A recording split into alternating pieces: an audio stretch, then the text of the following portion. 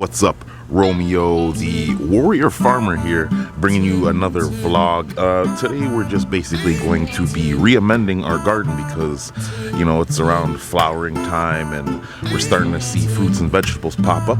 It's around that type of season, so it's around that type of time, so we're basically just going to be going and, you know, throwing some seasoning, some spice upon our plants to make sure that they do good for the rest of the year. As you can see, everything's doing quite well. Basically using our Gaia Green because I don't want to be out here every 2 seconds with liquid fertilizer. So, you know, we're out here putting our some of that dry rub on the plants and making sure they do well for the last month or two, because obviously to produce good fruits you need to make sure that you have a lot of good newts.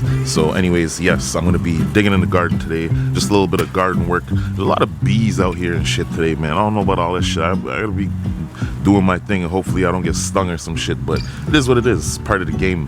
Pepper plants are doing well. I'm gotta make a decision about if I want to prick off a lot of the pre-flowers to let the growth really fill in. Yeah, man, I gotta feed everything because it's starting to get a little bit, you know, starting to fade a little bit.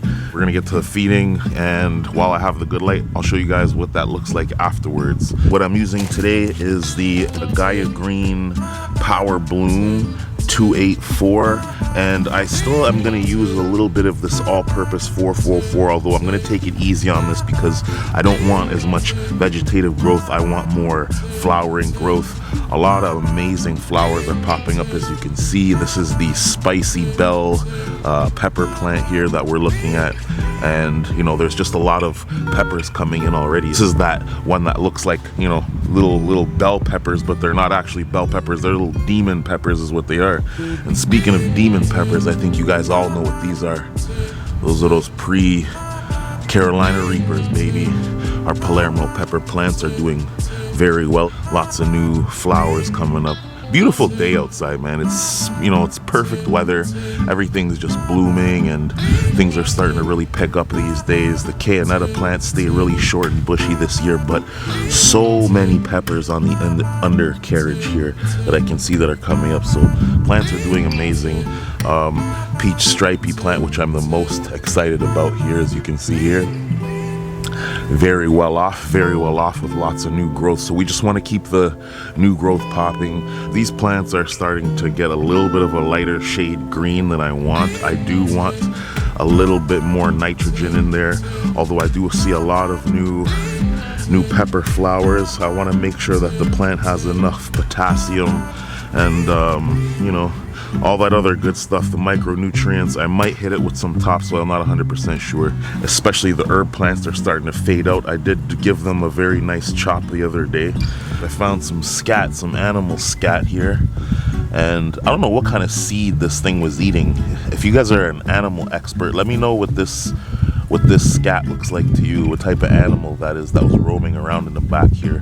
I like to think that it ate one of my hot peppers, my spicy peppers, and had to take a shit instantly. Whether or not that's the truth, I don't know, but chocolate Palermos are doing the best, or at least they're the tallest plants in the garden. We do have a lot of pre-flowers here, which I'm really excited about. Not sure if I'm gonna keep them though.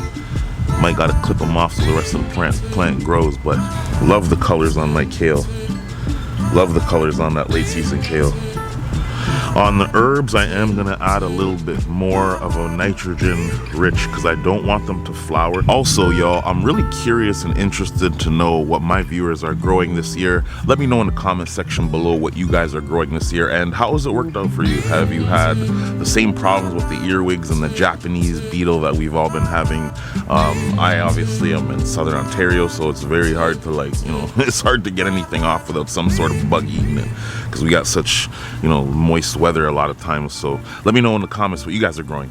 One thing I do like to do when I'm getting to the second half of the growing season and everything starts flowering is just give a nice inspection of all the plants. I like to pull them out of their place, especially if they've been sitting there a while, see what's growing and what's going on underneath. Maybe do a little housekeeping.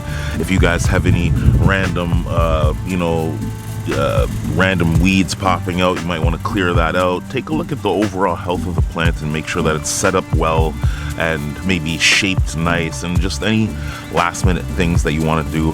Here we're looking at one of my rosemary plants that I put in one of my white pots that's been sitting in the corner, and I can say that it's done pretty well.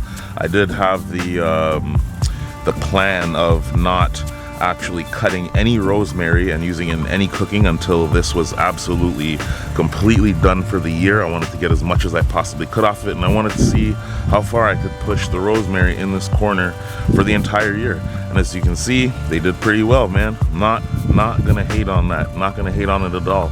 Although my kale did take the biggest beating for the entire year. The rest of the stuff, like the basil, I always knew that doesn't last very long. But you know, the rosemary did pretty good, and a lot of times rosemary is one of those plants that needs a lot of sunlight, so pretty happy with that. I will be growing it again. It's one of the herbs that I use the most in my cooking, and I do want to refeed the thyme over there. Just because it's starting to fade a little bit. I've had so many chops, but yeah, man, just do your last minute inspections.